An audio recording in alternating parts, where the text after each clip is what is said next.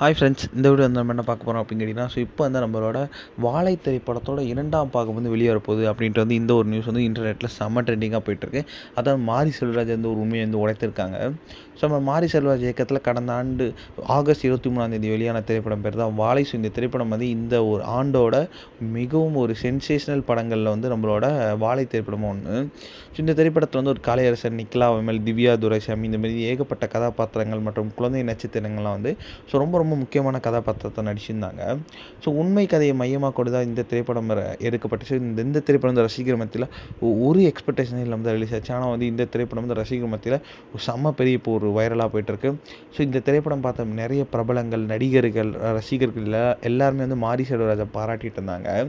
என்னால் வந்து இப்போ வந்து லேட்டஸ்ட்டாக வந்து நம்ம ஒரு இன்டர்வியூவில் வந்து நம்ம மாரி செல்வராஜ் அப்டேட் கொடுத்துருக்காங்க. அதாவது வாழை திரைப்படத்தோட வெற்றி விழாவில் வந்து இயக்குனர் மாரி செல்வராஜ் வந்து பேசியிருக்காரு. அப்போ வந்து மாரி செல்வராஜ் யாருன்னு தெரிஞ்சுக்க தான் இந்த திரைப்படத்தை வந்து நான் எடுத்தேன். ஸோ இந்த திரைப்படத்தை 2ஆம் பாகம் வர நிறையவே வாய்ப்பு இருக்குது. இதுக்கு பின்னாடி ஒரு கதை இருக்குது. அந்த கதை வந்து நான் வந்து உங்களுக்கு யார் அப்படின்றது வந்து இன்னும் வந்து ரொம்பவே டீட்டெயிலாக சொல்லும் அப்படின்றது சொல்லியிருக்காங்க. ஸோ இதனால் வாழை திரைப்படத்தை 2ஆம் பாகம் வர்றதுக்கு ஏகப்பட்ட வாய்ப்புகள் இருக்குது.